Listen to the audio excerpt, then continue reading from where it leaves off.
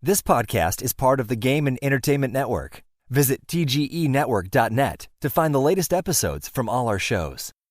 It's time for AggroChat, the official podcast of the Tales of the Agronaut blog and stalwart gaming community, where we talk about stuff and things and the stuff about the things, and sometimes gaming.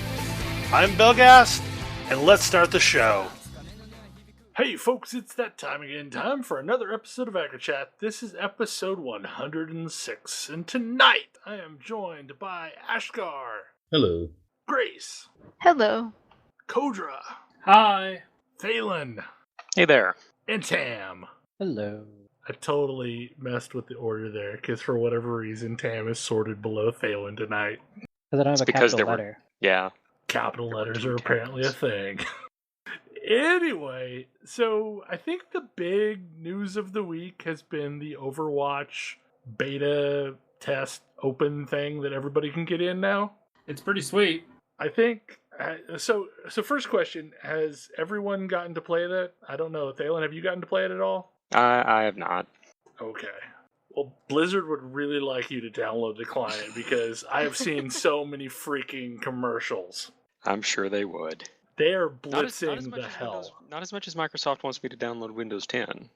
Microsoft would really like you to download Windows 10. It's going to remind you every time you look down at the bottom of your screen. Microsoft would like me to tell you to download Windows 10 as well. Yes, I get that one too. I do too on this computer. Like, I have Windows 10 on one of my machines and none of the other ones have been upgraded. And it does remind me to remind my friends that they can get Windows 10 for free. In a less insidious way, though, Blizzard really wants you to play Overwatch. It was really funny because we were playing with somebody who was like, I don't understand why they didn't just, like, go and release this game. It doesn't need any more polish. It's ready for prime time. It's like, yes, yeah, this correct. You're correct. This beta is not for technical polish. Right. That's why they're showing it to everyone. I mean, betas, if you can play, at this point, if you can play in the beta of a game, you're a marketing vehicle. Yeah, betas haven't been about technical stuff for a long time now. No, they've been about server load. Because we've got really good testing groups in place. Like, nobody's getting into betas to test games anymore. There's people that are paid to do that. Well, and by that same aspect, it's been a long time since I've seen any game really make significant changes during beta. Like, sometimes in alpha? Early betas, I see some changes from. Yeah, but, like, I think even with Overwatch, it's mostly been tuning type changes or cosmetic changes. Yeah, but I mean, that's significant. They also added characters between the first betas and the last few. Yeah, but I've heard those were characters that were in internal testing for a very long time. I can believe that. They weren't really showing them off to the public. Right. Well, and honestly, like, Gigantic and games like that have done that one too. Okay, so just probably a good starting place is just initial thoughts, like impressions.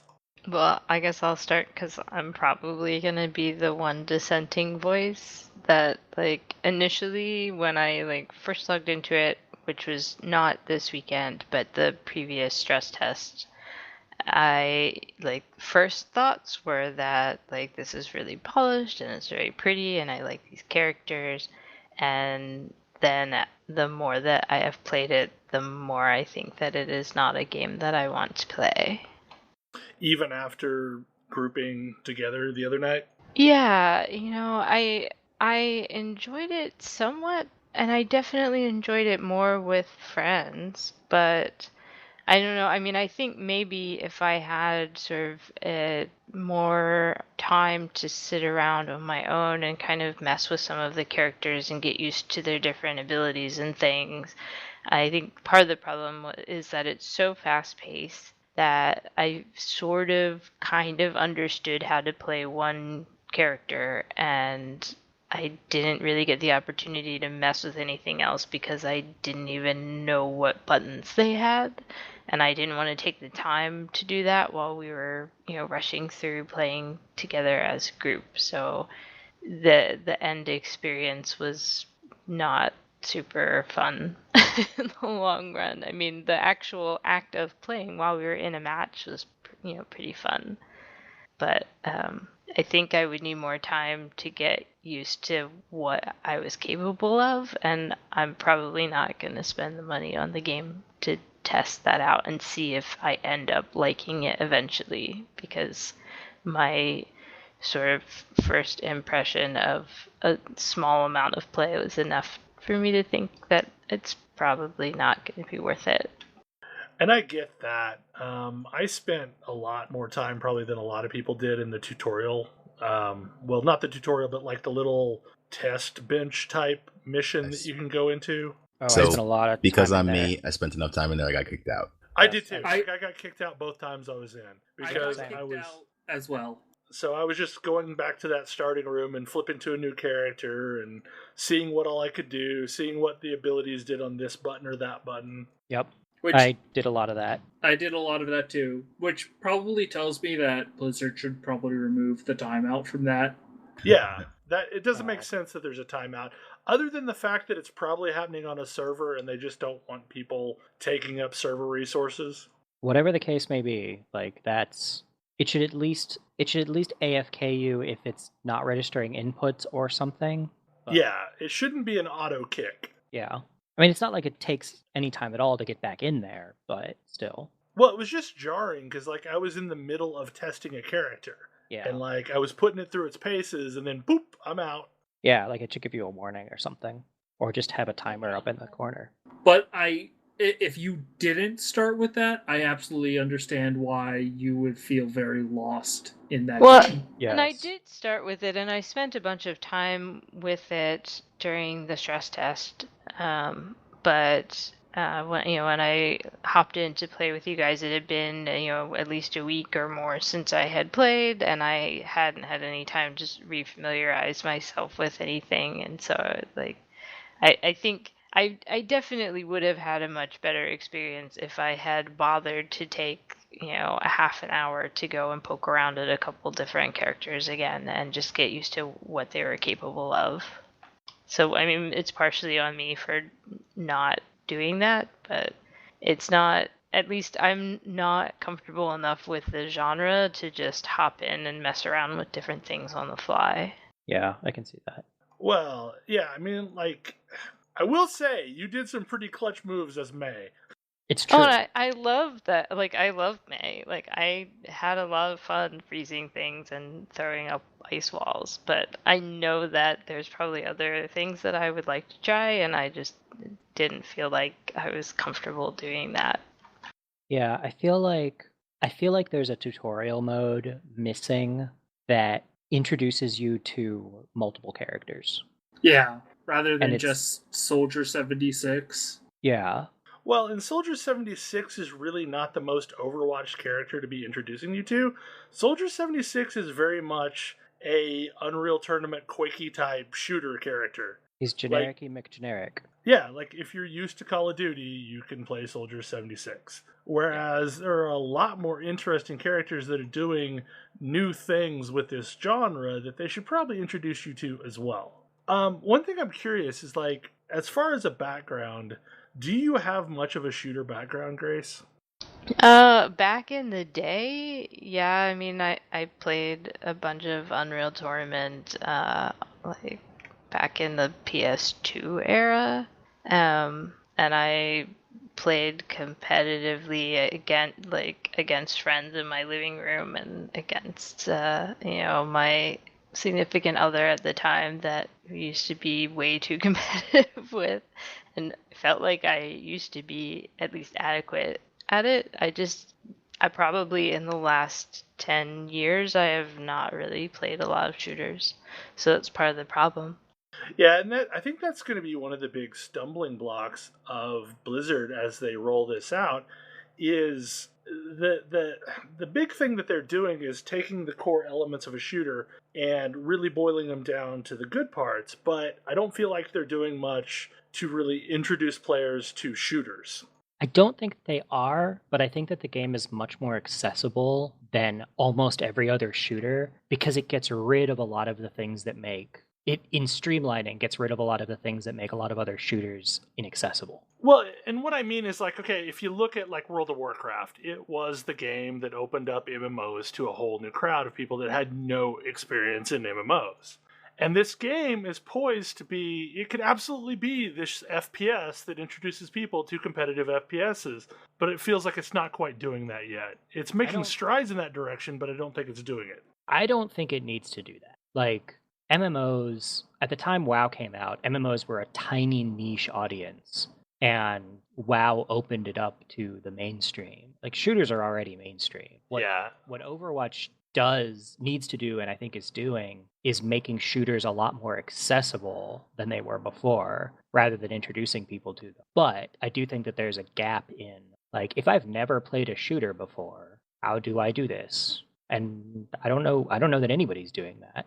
And I kind of agree that it doesn't need to do that necessarily, but I mean, for me, it's also just my personal play style, and like, I would absolutely 100% purchase and play the hell out of this game if it was a PvE shooter with a campaign mode thing that I could play through and see the story of this cool world. Like, I would buy that. But as just a competitive team-based shooter, it is not appealing enough to make me cross that threshold, no matter how accessible it is. Yeah. That's where I am with it, still. Like, I have no real drive to play other people, and Overwatch actually says somewhat strongly that playing against bots is pointless. Its stat screen is very nice at keeping track of everything you do in games against other people, and it completely ignores everything you do in versus bots. Yeah, I can maybe be able to use this to segue into my take on the game, which is Overwatch has a really, really high hurdle to get over with me, because I know the game that it was originally going to be, and I really want to play that game. Especially seeing what Overwatch is now and seeing all of the hints of this, like, really interesting world that was built. I really want to explore that world, and there's just no vehicle to do that in the game. Yeah, because correct me if I'm wrong, but the original game was going to involve, like, playing both your quote unquote real life and then the mission and then missions, right? Well, possibly, but whatever it was going to be, it was going to be a PvE story-focused experience. Yep. And I want to play Overwatch the PvE story-focused experience. Because the pieces they've given me are really, really fascinating. Yeah, and for me, it sounded like it, what I remember about it, it sounded like it might finally be the game that successfully captured the whole superhero / secret identity thing, which is part of what I think has been missing from all the previous superhero, MMOs. And there's none of that here. And I mean, it's a really, really good game. It's as I was describing to somebody else, it's Team Fortress 2, except they added a verb. It's movement. They added movement as an interesting thing that Team Fortress 2 just doesn't have. That's not true, but Team Fortress 2 restricts it to some classes. Team Fortress 2 has very, very minimal movement as a game mechanic functionality. It's hyper limited to specific classes and is not, I don't think, is even all that deep in those classes. I mean, sure, they're very defining, but I mean, is there anything other than this guy moves slower than this other guy and this guy can double jump? Rocket jumping. Scout can double jump. The soldier and the demo man both have loadouts that allow them to rocket jump more effectively and or without killing themselves. Yeah, I mean, that's compared to virtually every class having some kind of movement functionality that's significant in Overwatch. It's not every class there either. Like, I played Roadhog more than I think anyone else, and he walks. Well, but slowly. But he also controls other people's movement. Yeah, that's the difference. Like, May doesn't really have a movement ability herself, but she can control the heck out of other people. Yeah. So May can create a wall which can push her up to places other classes can't reach. Yeah, I realized that by accident when Grace created a wall that was basically under me and I was up on top of it. And in theory, I could have put a turret up there. One of her either victory poses or highlight poses is her doing that to herself. Yeah, but like even classes that don't have explicit I have a special movement thing for myself have movement as a general concept built into their classes, either affecting other people's movement or disrupting other people's movement or whatever. Well, and it makes a huge difference. And I think another key point is this game, more than most shooters, every character has a group focus. Like, so if you're a sniper, it is focused on sniper as group defense mechanism. If you're a builder, it is, focusing on helping your teammates out. So everything seems to have this very clear, this is a role that I play in this group. Whereas a lot of games are, I'm just going to run around and shoot a bunch of people. Yeah, even your traditionally Maverick classes have like a notable group focus. Well, okay, Soldier 76, for example, which is the most shootery-ish of shooter characters, can drop a med pack that anyone that stands in it gets healed. He's a hybrid. I mean, yeah, your super generic shooter guy is still group focused. A group focused and a hybrid, and like that's his interesting thing, or one of.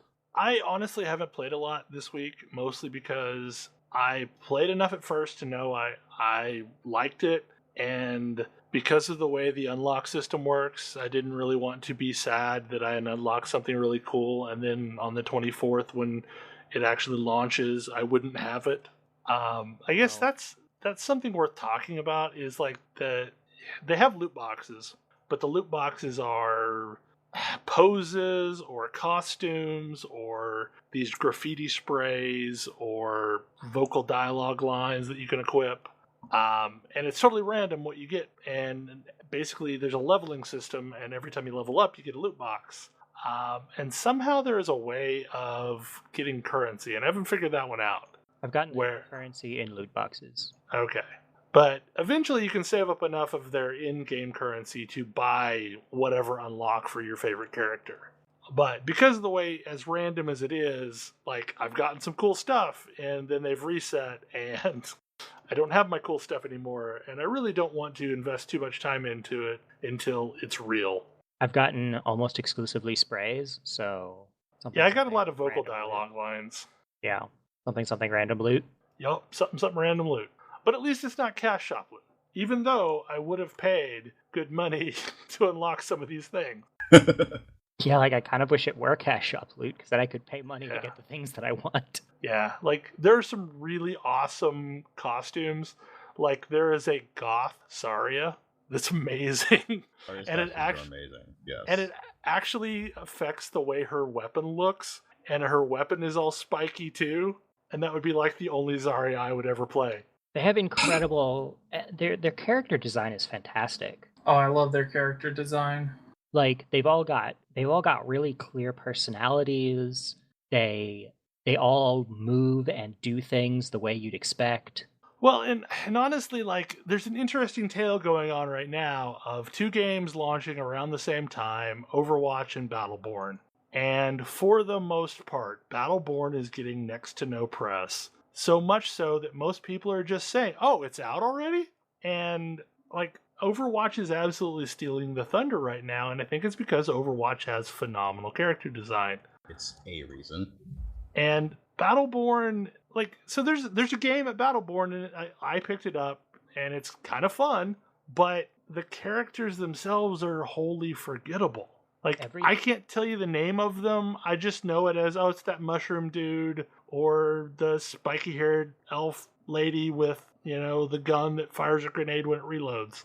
Like, I don't know their names. The names aren't important to me. They're just, they're forgettable characters, whereas I know the names of all the characters in Overwatch. I know their backstories. I don't really know much about their backstories. Like, I feel like that's not something that's necessarily... Well, I guess it comes through somewhat. It's hard to know it unless you've been, like, following the game for a while. Right. But, so there are bits and pieces that hint at a backstory. Like, at the beginning of a match, your character and another character will talk to each other, and like you'll get bits and pieces of story that way. But for the most part, I really enjoy playing this game, but I am underwhelmed by the fact that I am playing a team shooter rather than something that seems like it should be so much more. Yes, I feel like I'm picking it up because I would like a game that I can just sort of hop into and have some fun with easily and quickly. But the missing potential is huge. Well, like, had they given us a game like Destiny, but with this storyline and these characters, I think everyone would be sold. I don't know everyone, but I'd be sold. Like an MMO shooter. Just Or even if we had gotten Division, but with these characters and this storyline. Anybody still I would be playing more that, interested. by the way? No. I have heard some unfortunate things about what's going on over there.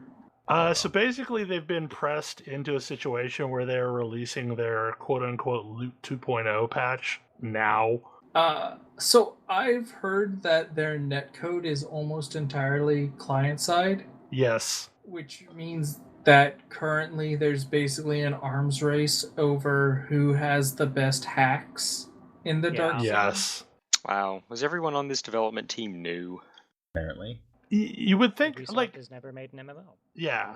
But they have people that have, which is what is almost unforgivable. Yeah, but having people who have doesn't mean that you give that... Doesn't mean they listen to them?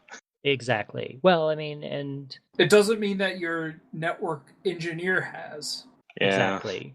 Like, does your network engineer have it? And frankly, like, if you have a network engineer that's been working for the company for a decade and has shipped the multiplayer in Assassin's Creed and, I don't know, name 6 other Ubisoft games, and some guy who worked on an MMO that probably didn't do all that well because it was released between 2004 and now, telling you that your network engineer is wrong, like, who are you going to listen to? Yeah. I mean, sorry to say, but... Yeah. But the PC client in specific is doing really badly because of hacks. But other than that, I mean, they're losing players hand over fist because it is utterly impossible right now to catch up in, say, the Dark Zone.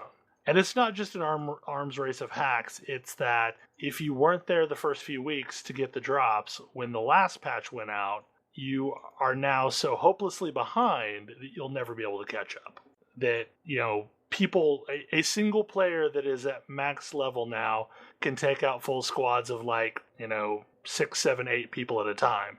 Yeah, which was the problem that Final Fantasy XIV had when it first launched. If you weren't on the bleeding edge and got your economic boost and made millions of Jill, you were slowly bleeding out every time you ran a dungeon. Yes.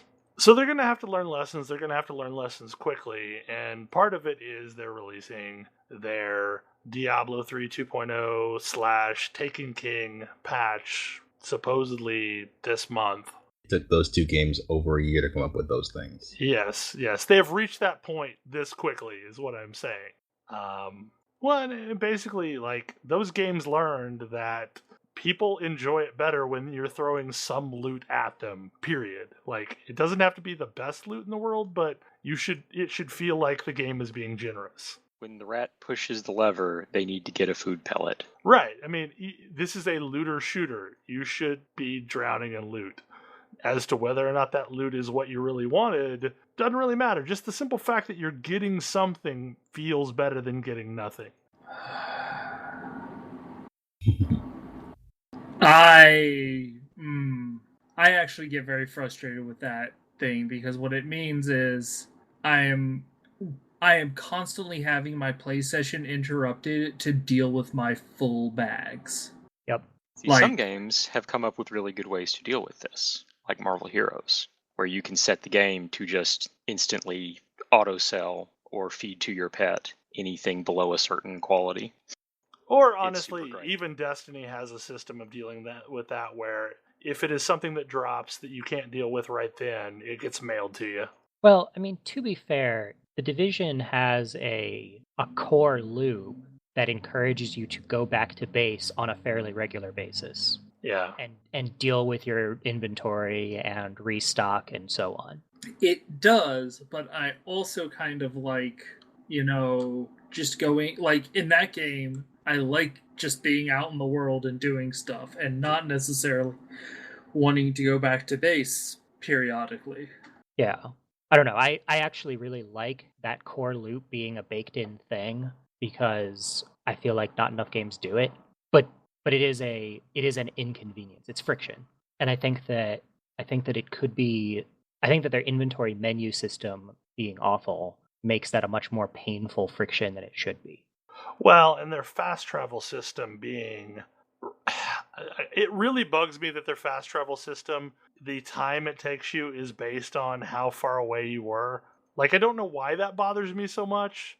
And it's in a taxi system, it makes sense because you are on a bird or horse or whatever, and you're actually seeing like the countryside scroll by. But if you're just teleporting, it doesn't make sense that this teleport took 3 times as long as the last teleport because some reason. I bet originally you got airlifted.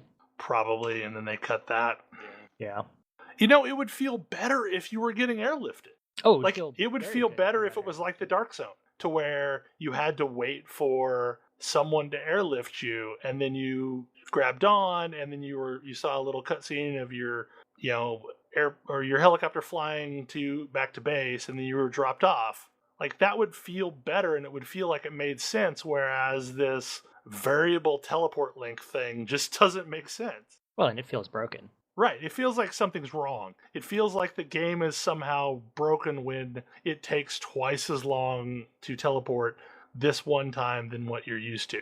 Yeah. Going back to Overwatch, I feel like that thing that's missing is sort of what you were saying about the Division and Destiny, where it's like I want to explore this world. Yeah. And like the Division is great for that. Like, I don't necessarily like the world that I'm exploring, but there's a world to explore, and that's compelling. Well, it's a super rich world. Yeah. And with Overwatch, I feel like there might be a super rich world, or there might be just a really rich facade. Okay, so this is going to be a random statement, but like one of the things that used to drive me nuts as a little kid is when you're watching a movie and there's a toy in the movie and the toy looks really cool, but the toy doesn't exist in real life. Yes. I feel like that's happening all the time with Overwatch. Yes. They're showing us a glimpse of this really cool world and all these things that should be awesome to go out and experience, but it doesn't exist. We're just seeing a mock-up.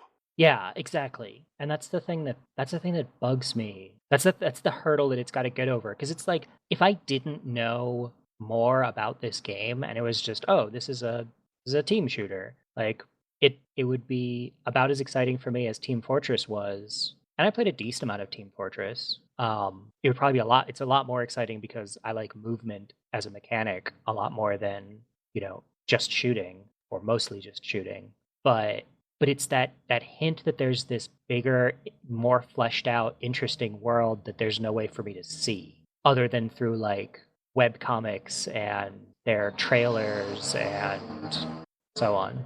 Yeah, and those things are cool, but it's not the same like as actually playing a game with those things in it. And there are definitely times where we were playing yesterday where I saw all kinds of cool little details that I wanted to look at. And not only can I not have a PvE experience to go and fully explore deeper into the world, but I can't even really take any time to look at it at all because I'm in the middle of a shooter and I have shooting to do.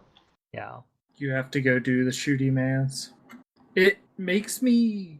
This is the first thing that has made me really hope that the Warcraft movie actually does well, because I really want Blizzard to be able to make an Overwatch movie. I would watch it. Like, if they gave me an animated movie, the quality of the trailers and the videos, I would absolutely be all about that. More so than that, I really want like a television show in the style of Clone Wars, but with like the Overwatch story and animation. Yeah, I'd watch it. I'd watch either the movie or the show. And I feel like it's a frustrating disservice to these cool characters that they've made that, like, I could tell with repeated play that they're just going to become annoying, like most characters in a game like that, where you're gonna log in and they're gonna say the same things that they always say and interact with other characters in the same ways. And every once in a while there might be something surprising, but you never get any character development for these really awesome characters that they made. I think that's the thing. It's high noon. It's the new Zug Zug. All of these characters are so dynamic, and the game itself is so static. Yeah. And it's like, it feels wasted. It's like, oh, you put so much effort into all of this stuff, and it's in this game that doesn't really support that. And it's a pity, because I also think it's it's easily my favorite team shooter of the team shooters I played. Yeah, it's really well done. It's nice, it's polished, it's really fun to play casually. And my big hope is that, unlike a lot of other team shooters that I played and got into and then got out of for the same reason, the Tribes, Send, I really hope that they take the lessons they learned from StarCraft 2 matchmaking and apply it to Overwatch. Oh yeah. But like, my big concern is I remember playing Tribes and how much incredible fun that was, up until the point where the overall skill level of the player base, like the player base shrank and the remaining players had a higher skill level than where we were at, to the point where we just got into matches where we just got pummeled, and it stopped being fun because they weren't even close games. Yeah, eventually you reach that point where if you haven't been playing from the beginning, you're just grist for the mill. Yeah, and that's how I feel about Team TF2 now. TF2 is exactly this. I mean, I can't log into any TF2 server and have an experience that's fun because I log in and get wrecked. And that was what Tribes turned into. But I jumped back into StarCraft 2 a few months ago and got into matches that were perfectly reasonable for me because their matchmaking is just that good. And but given that this was StarCraft, did you have to do your placements again? I did. I absolutely had to do placements again. But I was okay with that because having to do placements again meant that I then got matches that were in my skill level, and like my matches were fun and balanced and not me getting stomped. The advantage of StarCraft has here is that, one, it's mostly solo, and two, it makes you play those placement matches, and Overwatch does not. Sure. But I can see that as a thing that they would add in. Well, Overwatch doesn't even really have a bracketing system yet, and so maybe when they do that, they'll add that sort of thing. If anybody was going to do it, if anybody was going to do it, it's going to be Blizzard, because they already have similar systems in place, whereas other people don't. I don't necessarily know if they will, but... So what I do think is interesting is, so they have gotten to the point where they've added sort of a fourth classification of character. So they have offense, tank, and support, and then they also have defense. And I'm curious, like, what everyone thinks about that, like, sort of the difference between defense and offense. Well, I think it's something that successful players already did, but I feel like everything about this game is driving people towards making the leaps of cognition that you would have done after playing a lot of shooters. So there's a situation that Kodra was talking about the other day of, well, I guess I should go learn some maps.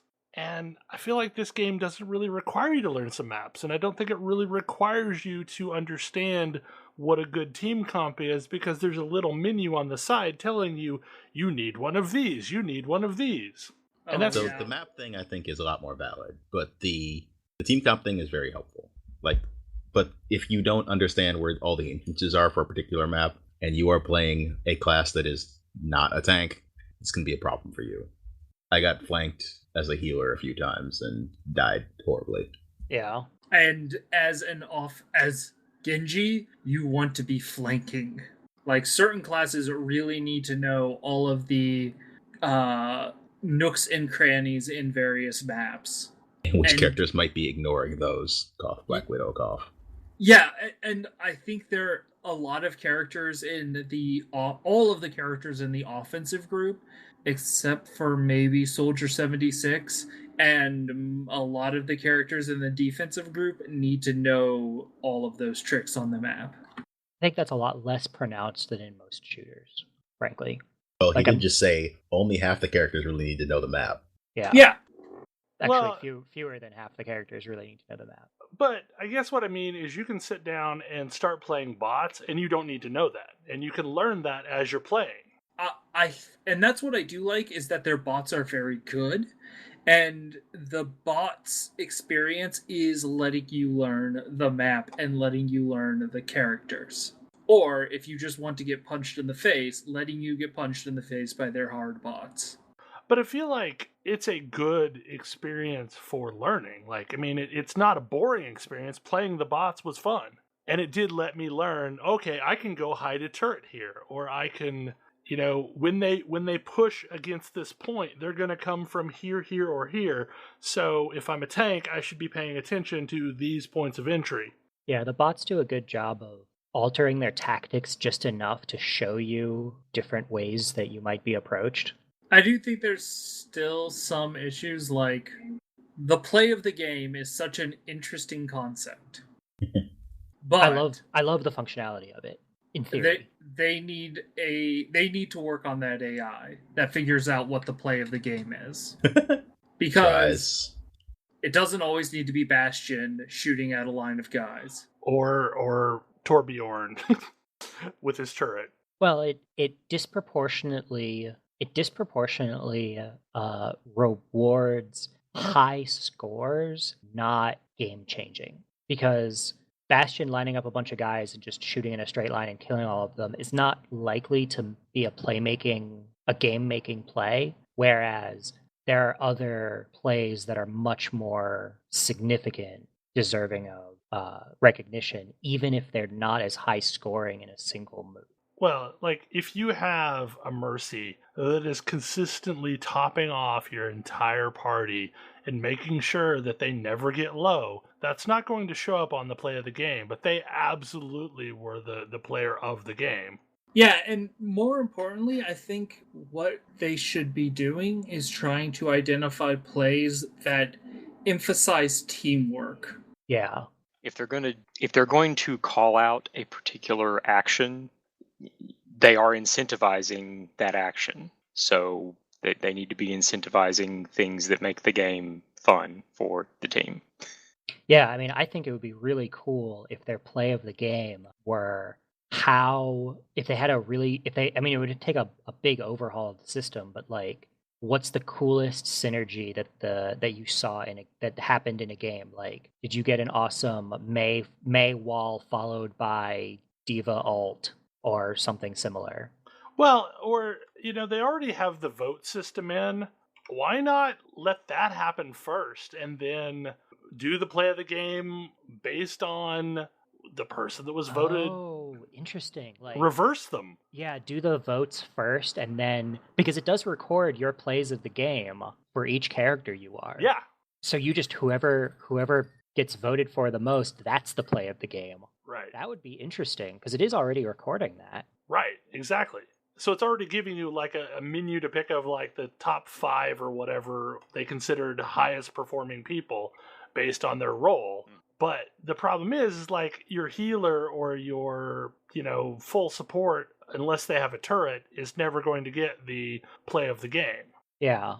And if they're showing you the play of the game before you vote, that's kind of telling people who to vote for. Yeah, but the weird thing is like the person who they singled out as the play of the game isn't always in the list of people to vote for. Yeah, because the list of people who are vote for, the voting is very team focused. So sometimes. Sometimes, yeah. I know there's the one for Pharaoh, which is rocket accuracy, can get you make you a vote candidate. Yeah. And those rockets are, when you actually land direct hits, it's pretty impressive. Yeah, it is a hard thing to do. And super rewarding. Well, and same goes for the cue ball of doom from Junkrat. Like, if you land that just perfectly... Oh, we've probably talked about Overwatch. I'm curious, what is everyone's favorite character so far? Mine is easy. I like Torbjorn the best. Beard. Yeah, epic beard and building cannons. And dwarf. I really dig Pharah. Like, lots of vertical mobility and long-range rockets. Really cool to me. The ability to leave your healer entirely behind. That let's be honest, most of the offensive characters do that. It's true. God, you guys were driving me insane. That the last match we played of the day, and I was playing a tank, and you kept going out in front of me, and I'm like, no, I need to hold this part. But then I see you taking damage, and you're like, no, I should be shielding you. I enjoyed playing Mei. I think I would probably also really like to try playing Mercy, as I suspect that I might find healing a little bit more satisfying. Mercy's very fun. I highly suspect that you might jump into Mercy and be like, oh, this is the game I don't know that this would necessarily happen, but you might pick up Mercy and be like, oh, I want to play a whole lot more of this game. Because I've messed around with Mercy, like, in the training thing, but it doesn't really give you, I think, even less than an offensive character. It doesn't really give you a great sense of how it really feels to play it.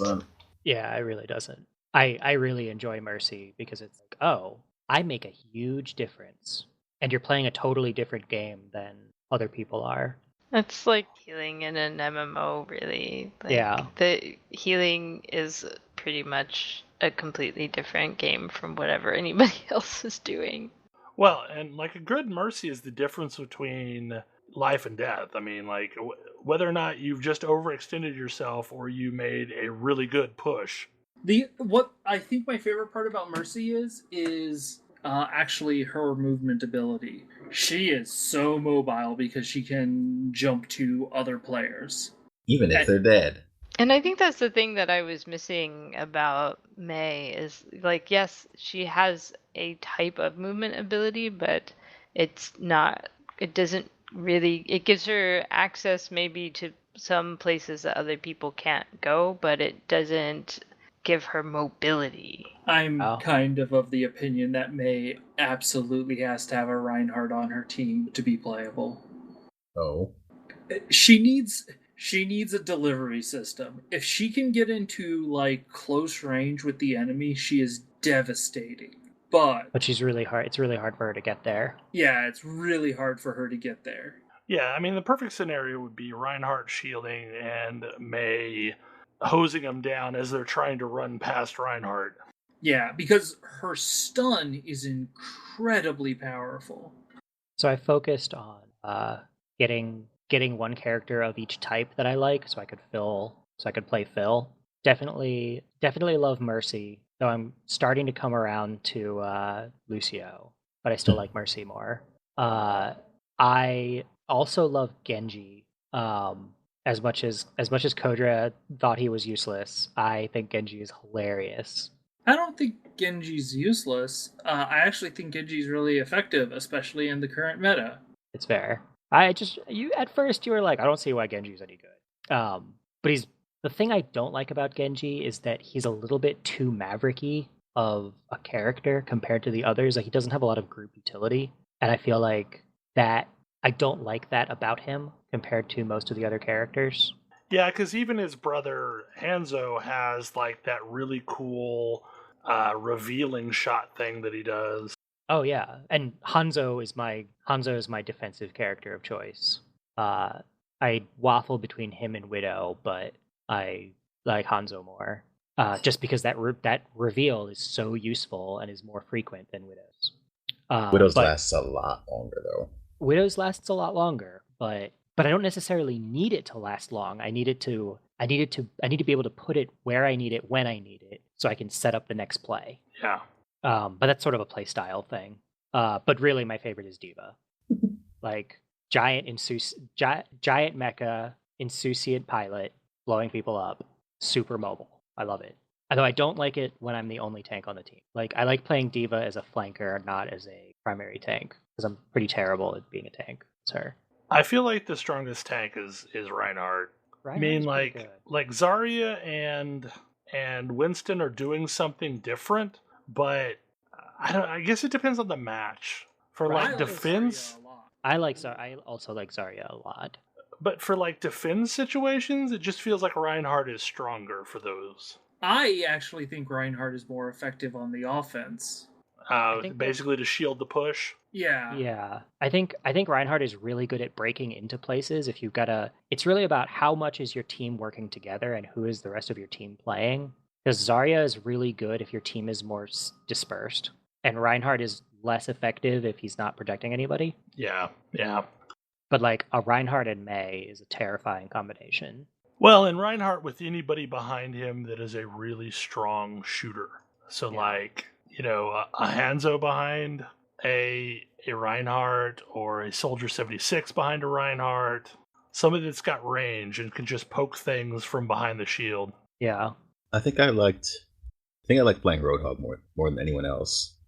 The ability to sort of single out someone on the other team and just pretty much bring them to you and murder them is useful. Yeah. And he takes forever to kill. He's got a very large self-heal, yes. Yeah. And a large amount of health as well. Though honestly, like the worst person to kill for me ever was Bastion. Oh my god, he takes a while to take down. Oh, really? That's the other thing. If you hook Bastion as Roadhog, he comes out of his turret form. Oh. There's a couple of characters that have really good answers to Bastion. Yes. But it's important to have those. It's very important to have those because Bastion is very, very strong. Well, if Bastion gets set up, you really need to not ever let him get set up. That's kind of like Torbjorn. Yeah, like if I get my tier 2 turret in a place where you can't easily hit it, yeah, it's over. Well, it's also like the snipers. Same sort of deal. Don't let me get into a position where I can take shots at you with impunity.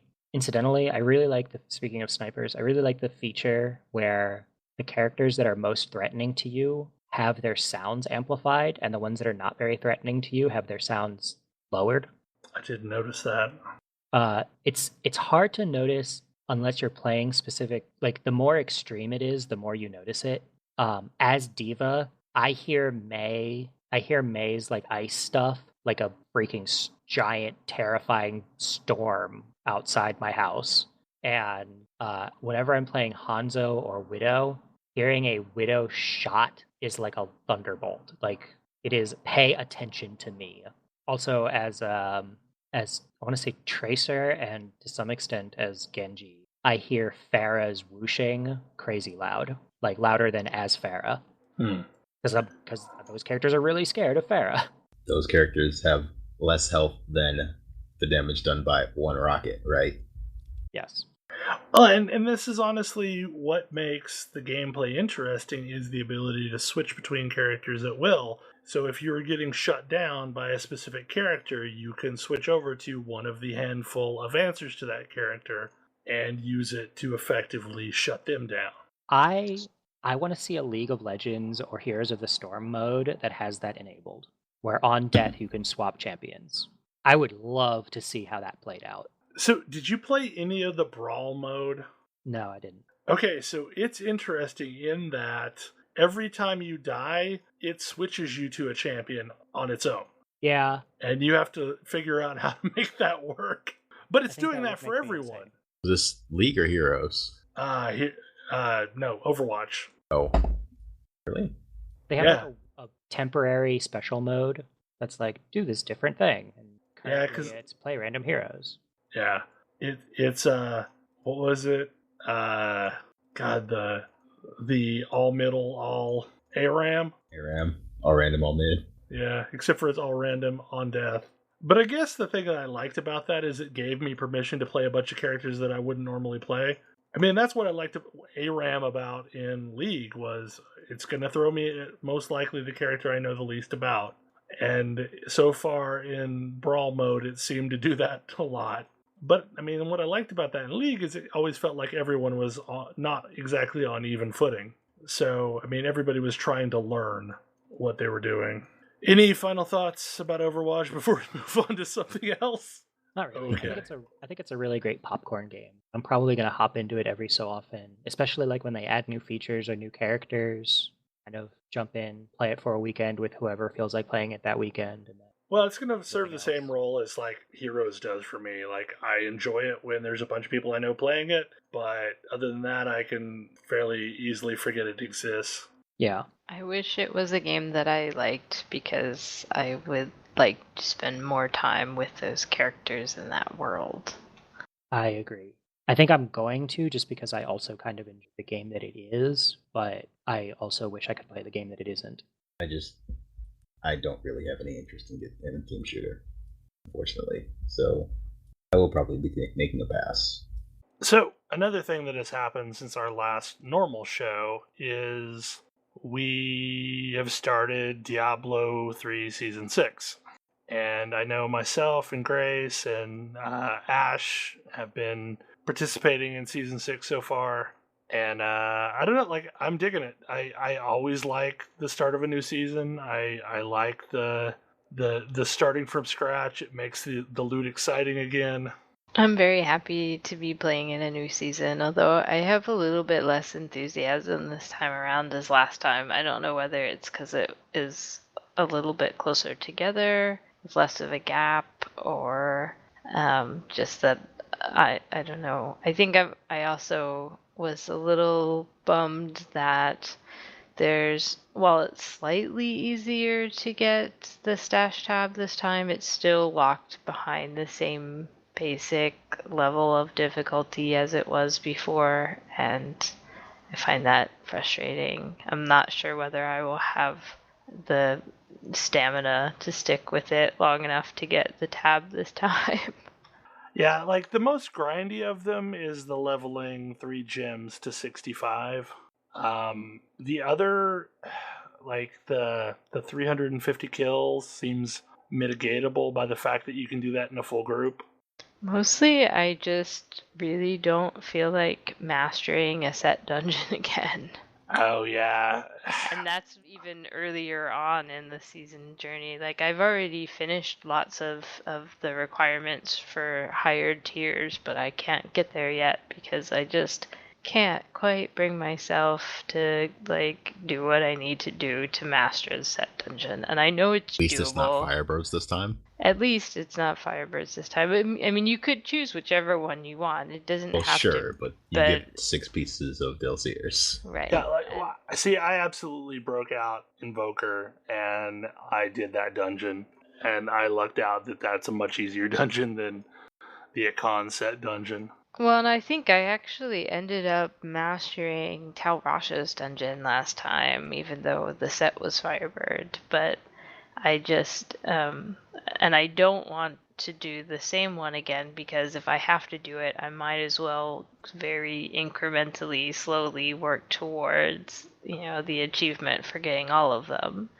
But man, I had such high hopes for them as a concept of the set dungeons, but in reality, I just really, really don't like them. Well, they seem to be really reasonable to easy or very, very, very hard with little middle ground. Like, for the Invoker... Have you seen the Wizard set dungeons? All the Wizard ones are kind of terrible. Some more than others. But... So the Invoker one was really easy. Like, it was really easy. I almost got mastery the first time. People walk into you and die, right? Yeah, well, you gotta make them hit you, but yeah. But the set dungeon involves using specific abilities at the same time, getting hit by 75 spears thrown by the various goatmen inside the dungeon, and then the mastery is kill everything. Like, make sure nothing is alive. Well, that's the mastery for every dungeon. So I almost accidentally got it the first time. And I went back in there and was just more aggro and got it easily. But the Akon set dungeon was madness. Like, no matter how geared I was getting, there were mobs in there that would just straight up one-shot me. And I didn't know how to deal with them. I think mostly the thing I like is the fact that I know during a new season there'll be a handful of people playing regularly. And not just playing, but somewhat excited to be playing. Yeah, I mean, it's what makes some of the repetitive grinding that you've already done multiple seasons before a little bit more fun, actually, when you actually have other people around who want to be there. Well, and like there's this whole sense of everybody wants to get powerful enough to be able to help out the other people that are also doing stuff. And I think that's kind of cool. Like, Kailana was super proud today because he got the 350 chest achievement, or the conquest, and now he's totally down for helping everyone else get it. Or, I mean, it made me super happy when I'm geared enough to, like, carry new people that are just starting. But I can absolutely see how it's not an experience that everyone would enjoy. But I like that Diablo, it makes it easy to group up with people, even if they're vastly different levels. They won't necessarily be contributing. So I think the downside is that I've been carried a bunch this season, and eventually getting carried is not super fun. So it felt much better once I finally got to the point where I felt like I could do things reasonably on my own or contribute to a group.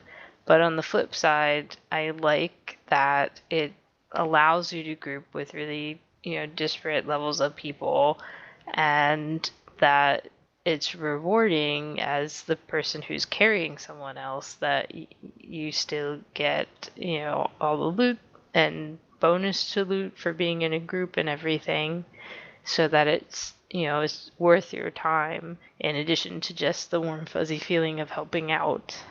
I will say, getting carried is not very fun in that game.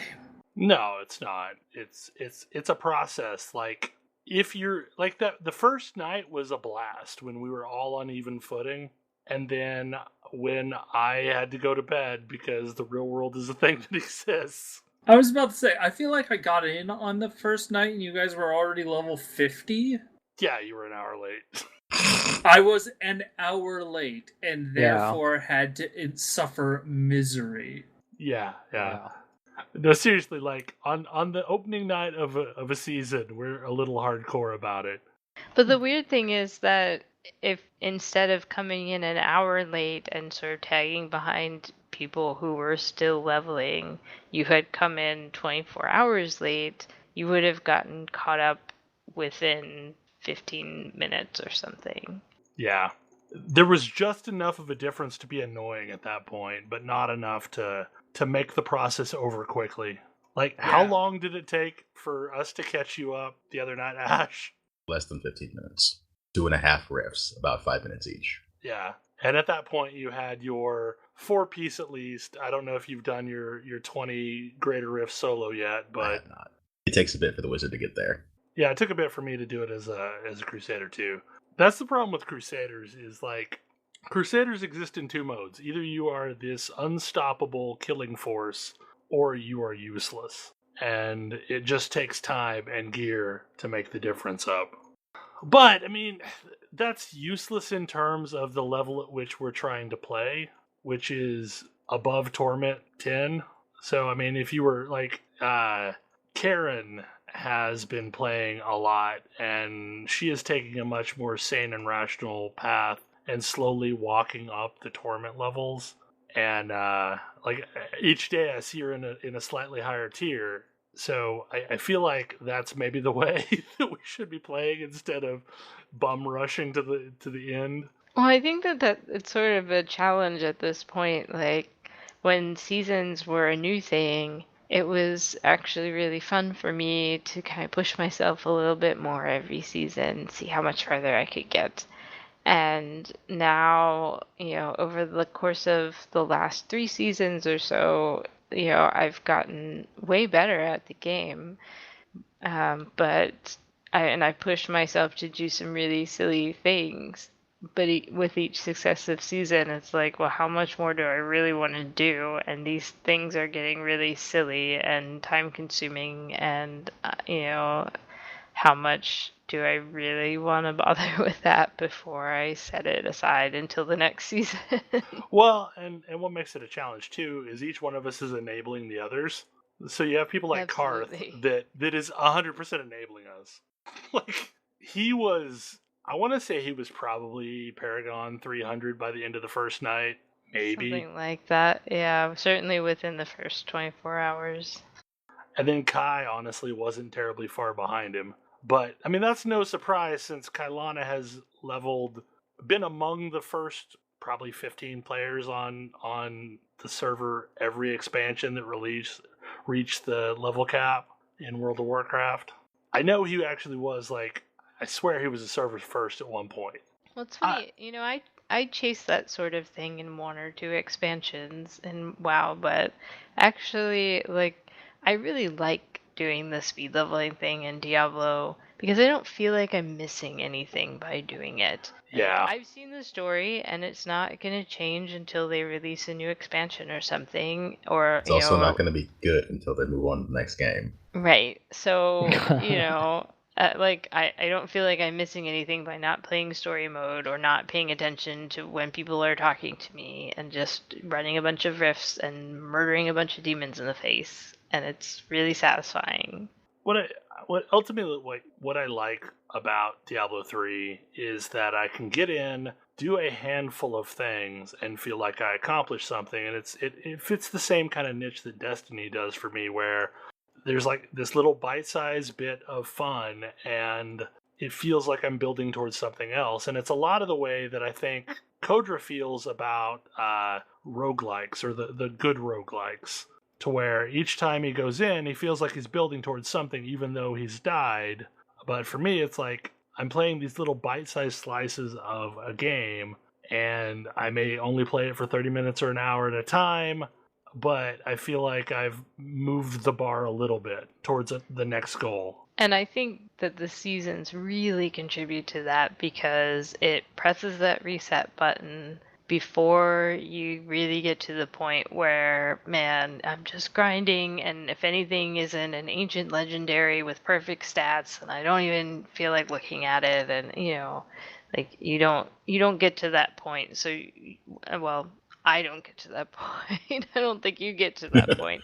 But so that loot is still interesting, and there's still a reasonable pace of getting upgrades and things, and there's something to chase, including this season, the stupid treasure goblin that drops pets, which I still have not seen. It's driving me crazy. I want it so bad. I felt like I was cheating on you today, Grace, because I did a ring with Kailana, but no pet dropped. Well, I guess it's okay if no pets dropped. Yeah, no, I feel like almost everybody has gotten at least something at this point. And it's not that I don't have pets. Like, I have pets from the previous seasons and the special edition, and I have a couple different pets. It's just the new ones are kind of cool, and it's just a really great idea to have the treasure goblin drop random ones. And yeah, some of them are really weird and creepy. I really want one. Well, the big change that made me care about pets was when they made it so pets pick up gold for you. Yeah, they're absolutely incredibly useful now. And not having a pet at all is kind of sad. Still have my season 3 pet. The Treant Frostwolf thing. Oh lord. Yeah, season I like that 3. one. Mostly I use the little skeleton guy from the special edition, but I don't know, I like the tree from the previous season. He's really big. I'm a fan of my whatever the hell the builder units were for the Protoss. They're probes. Probes, yeah. Mostly because he doesn't take up a lot of real estate on the screen and zips around and makes, StarCrafty noises. I like probes. Never have enough of them. They also help me with my pylon problem.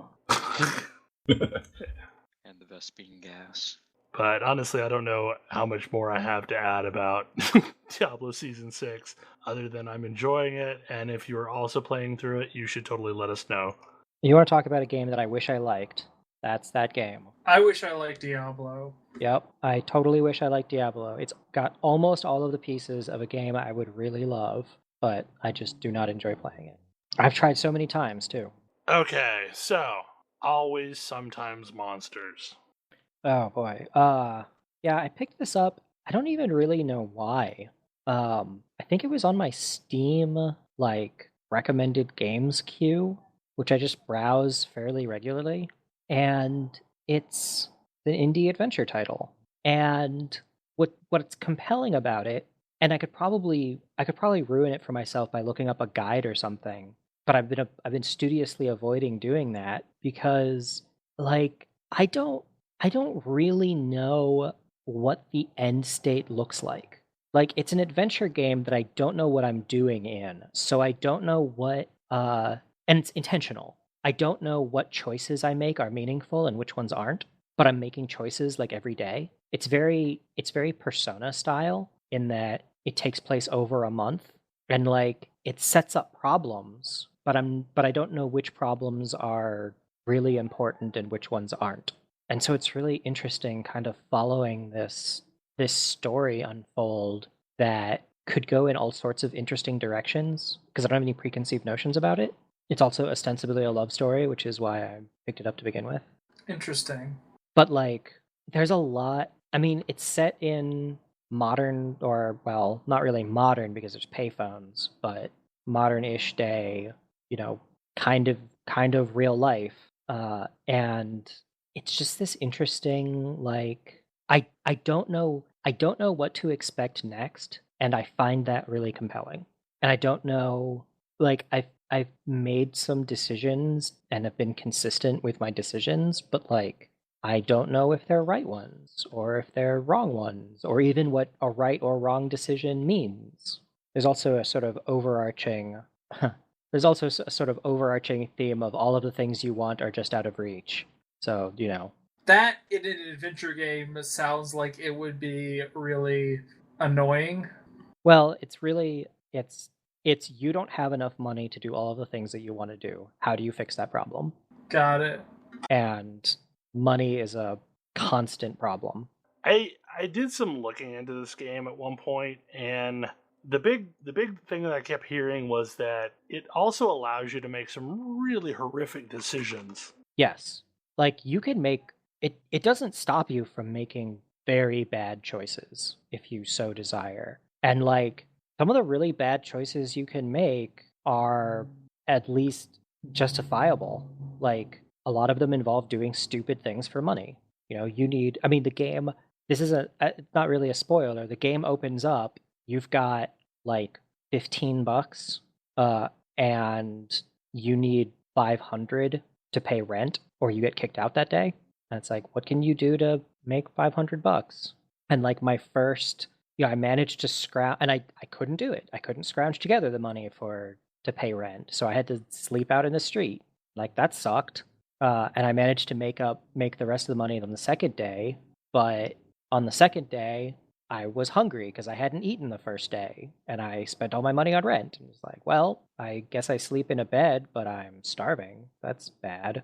And so it's this constant like it reminds me of Persona in that there's a lot of stuff I can do, and it's generally, even though like the theme is mundane, it's interesting in a like day-to-day life is interesting sort of way. Like there's always something happening on pretty much every day. I'm sort of delicately stepping around spoilers because I feel like there's a lot of spoilers in the game, but yeah. Well, the other big thing that I had heard was that it was just really well written. The writing is really compelling. Like I'm really leery because the last time I played a game that was this compelling off the bat, it disappointed me. But I'm really interested to see where this one goes.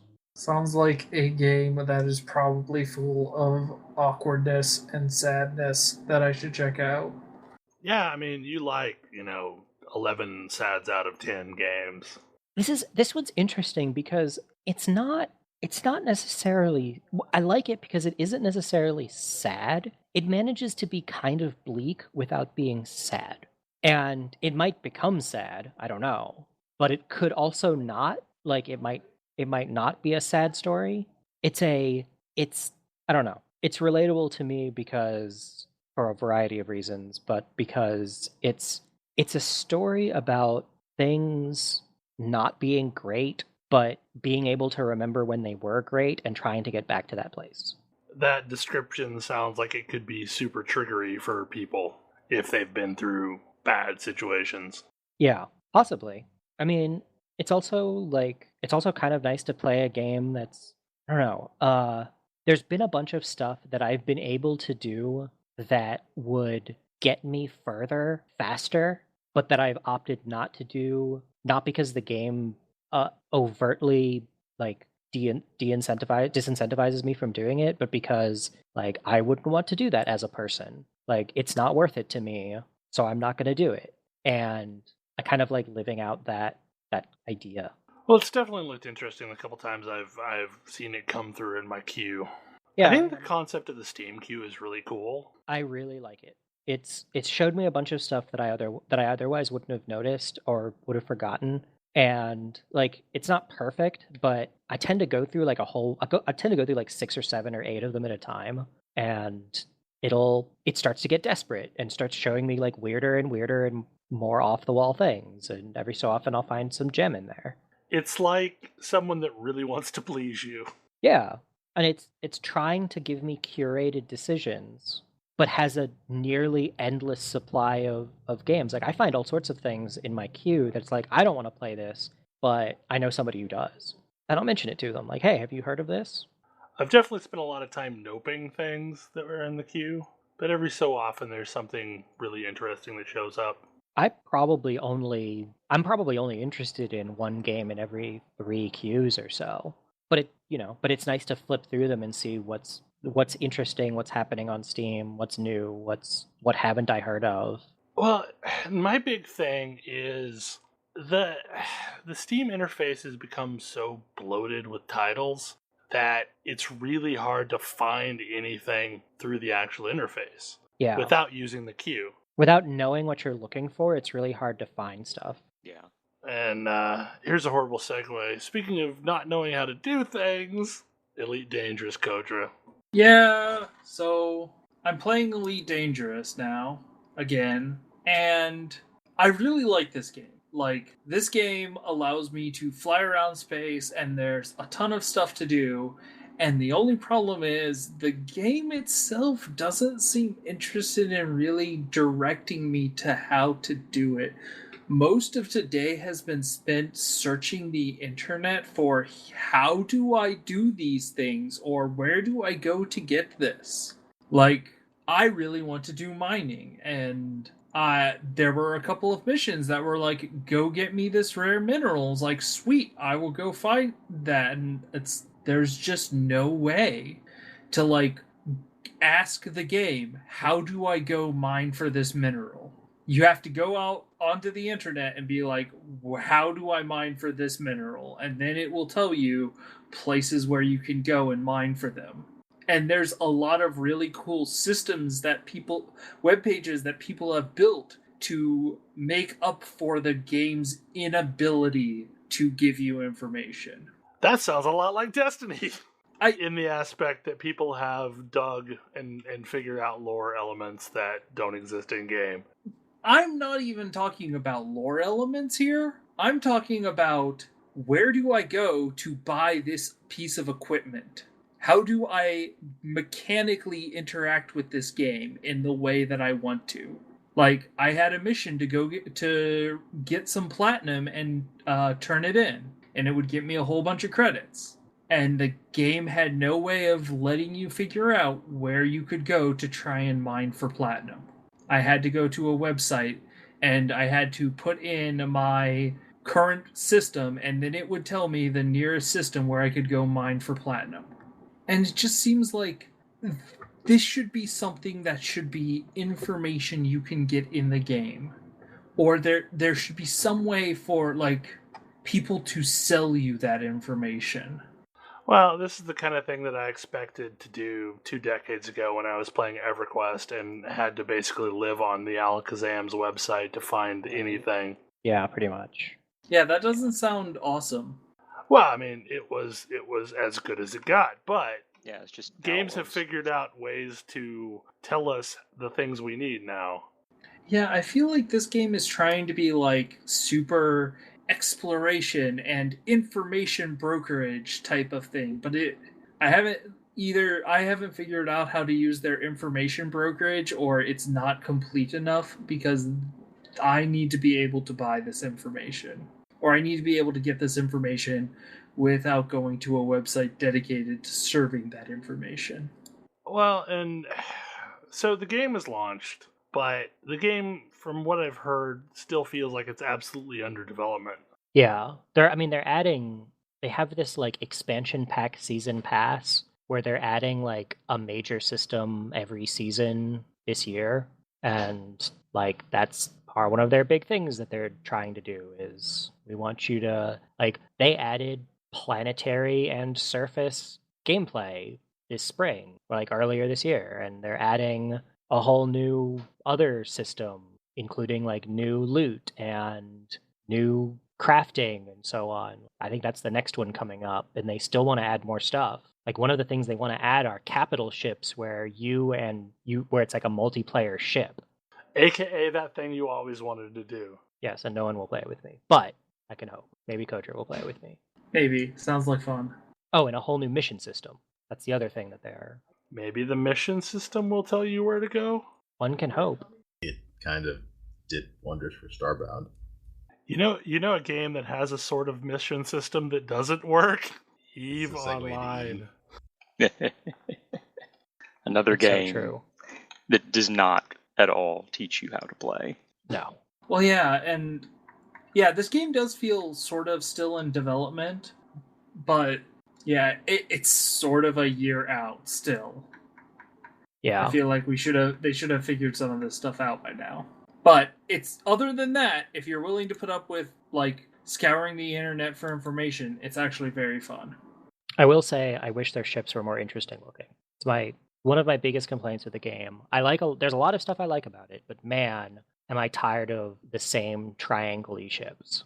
Like every ship is the same is like the same profile. Like some are elongated triangles and some are really flat triangles with a point cut off, but they're still just the same kind of wedge shape. That's disappointing.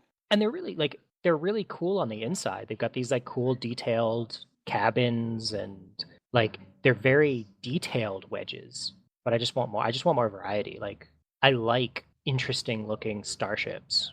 I mean, one thing that Star Citizen has is really cool ship design. Oh, there's no need for starships that fly in space where there's no atmosphere to worry about things like aerodynamics or symmetry. Yeah, exactly. What I find so weird about Elite Dangerous is that this company has essentially been building this game in one form or another for 30 years. And I feel like by now they should have figured out some of these problems or come up with solutions to these problems. Well, I mean, they've been building Sims for years. Well, no, but like, okay, Elite Dangerous is the direct lineage of, I think, Frontier. Yeah. And so, like, they've built this game on lots of different platforms in different levels of granularity. And I guess at that point, players just were enthralled enough by the fact that it existed that they were willing to go digging for information. Much like, EQ players were willing to go digging for information just because they were happy that an MMORPG existed. Probably. Yeah. So I guess it probably all comes down to the fact that our expectations are now different. Yeah, we're used to the information being within the game rather than having to go dig for it online. Yeah.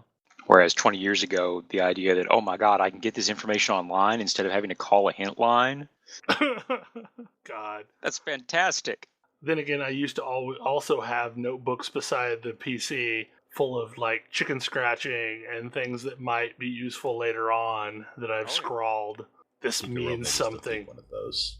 Yes, it did. I have one still somewhere around here that I drew a Templar logo on it. Yeah, I guess I get that this might be like the old way of thinking with this, but it does lead to some serious accessibility issues. Like if you just want to get in and play, that's not going to be something necessarily easy to do. Yeah, I really want more. I like the shift for games to where like accessibility is not a dirty word, but I really would like that to become more prominent. Like your game is not automatically cooler because it's less accessible. That's not how that works. Even Monster Hunter is moving that way.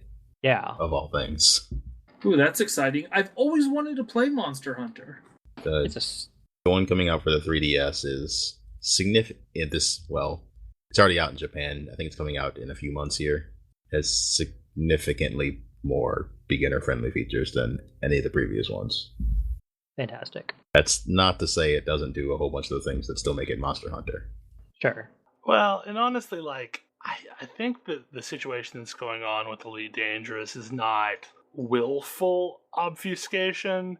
I just think that the people that are building it are so focused on the simulation aspects that building other things is just not important to them. I mean, in talking to them a couple years ago at PAX South, they were talking, just geeking about all the little details that they were simulating. Yeah. So, the gameplay itself really wasn't that important to them. The simulating starship combat, and they're simulating, all of these other aspects, where they really feel real, that was what seemed to be important to them. We actually detect how broken your windshield is, so that if you're going too fast, it might shatter, but if you don't, you can keep it safe, and the light speed jump or whatever. Yeah, that sort of stuff. It's okay, that's neat, but is it making the game more fun? Well, it's the whole Dwarf Fortress versus Minecraft. Dwarf Fortress is a way more intricate game, but it's so obtuse that only the most dedicated play it. I've still never played Dwarf Fortress. I've heard a lot about it. You should. It is confusing. It is a story generation machine, much like Crusader Kings. I do like story generation. I really want to play Stellaris, the 4X game by the Crusader Kings people. I bet that would be... I'm excited about that. Yeah, I have a friend I work with that is all about that game right now. I'm strongly tempted to pick it up, right out of the gate. Definitely interested in that thing. So, Thalen, you have been playing Stick of Truth. Yeah, it's one of those games that when it originally came out, I ignored it mostly because licensed properties, games based on licensed properties, are historically middling to awful. But then I'd heard repeatedly over and over since then that no, it's actually a really brilliant game and super awesome. And then one of the recent Steam sales, maybe the winter sale, I don't know, it was super cheap, so I picked it up. And I finally launched it and started playing today. And so far, it's a really good game. Absolutely deserves, an R rating or the gaming equivalent of it. It is uncensored South Park goodness. I've lost track of how many homes I've opened the doors to and barged in on people in various disturbing sex acts. And rifling through the drawers in Cartman's mom's bedroom was disturbing, to say the least. But yeah, it's the combat is the Super Mario RPG style combat that I really, really, really enjoy. And the humor, assuming you enjoy South Park style humor, is really, really good. It feels like an episode of South Park. I was disappointed that there was no, Primus at the beginning of the game, but, what can you do? I think everything should have a Primus soundtrack. Yes, I agree. But, the fact that was replaced by a rotoscoped, Lord of the Rings movie, the animated Lord of the Rings movie, style opening instead was pretty awesome.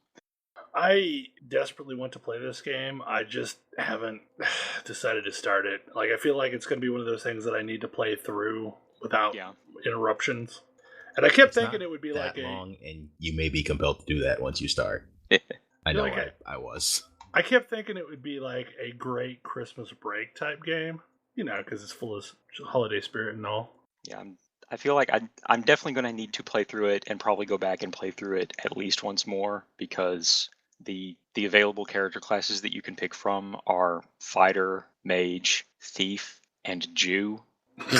And I really want to know what the Jew class involves. I thought that was the cleric. It is. It probably is. Well, I think there's at least one achievement that you can only get if you play Jew.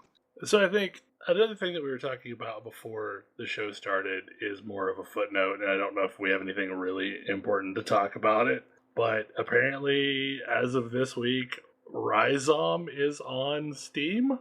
I kind of want to trip down memory lane. This was the first MMO I ever played.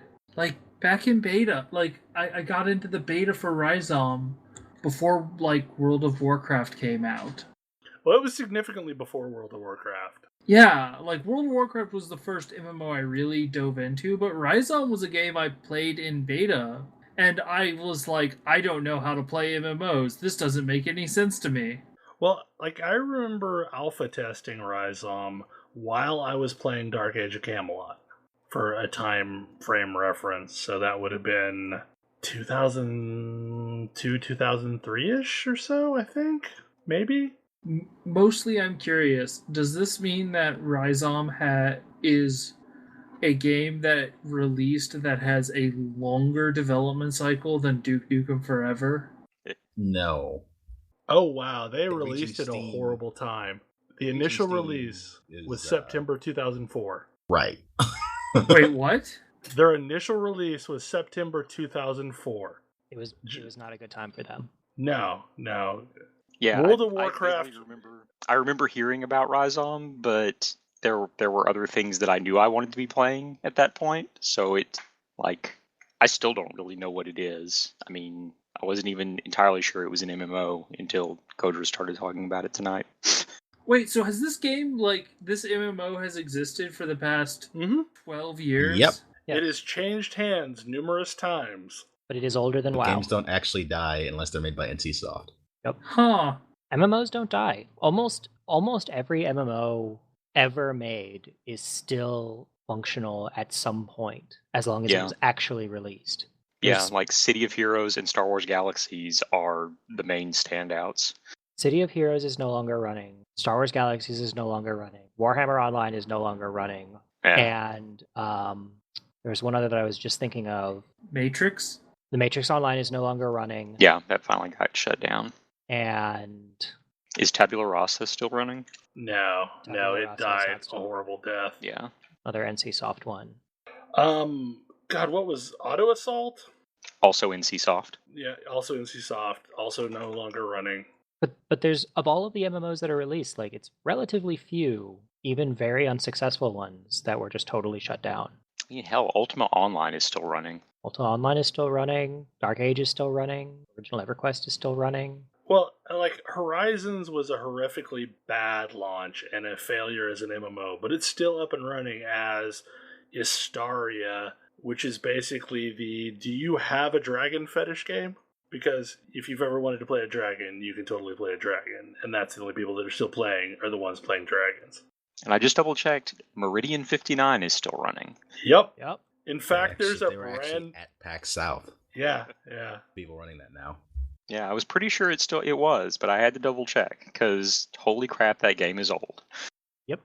Oh, Shadowbane was the one I was thinking of. That's also not still running. But that one even hung on for a very long time. Extremely long time. I mean, I'm pretty sure it didn't die until after the launch of WoW. It lasted well after the launch of WoW. But I'm pretty sure Ryzom was in alpha, beta testing, whatever, for a couple years before 2004. Because I originally got into the alpha through, I don't even remember, there was some weird program that it was on a publishing alpha testing list. And the problem is I never really understood what I was supposed to do. It was very bad at explaining what you were supposed to be doing. Well, it was a pre-World of Warcraft MMO. Yeah. I mean, really, how well did EverQuest explain what you were supposed to do? Not at all, but EverQuest 2, which released a month or two after, 2 months after Ryzom, did a significantly better job of explaining what you're supposed to do. So the writing was on the wall in that direction. City of Heroes was out while this was in development. It did a much better job of explaining what to do. But yeah, I remember creating my first character in EverQuest, and there I am standing on a hill outside of the Dwarven home city. And there's some snakes, so I guess I'll beat up snakes. and the snake kicked you. Yes. No, I remember creating a character in Everquest, and I logged in dead because I made a character outside of Kanos. I didn't know. Did Fippy Darkpaw suicide attack you? Oh yeah, Fippy Darkpaw killed me before I had finished loading in, because it only took like 2 seconds. Yep. And I didn't know that there was like an inventory that was on my body. So I was like, this game is really hard. I just punch things. I don't have anything to fight with or any spells. I'm supposed to be a magician. What's this about? And you totally missed the spells that were on your body because you didn't go retrieve your body? Yep. Yeah, I still think of all of the variable levels of horrible starting zones that the Caledon starting zone was the best. Butcher Block. Yeah, on the whole, I liked Butcher Block. It had the chessboard. I spent many an hour farming the chessboard.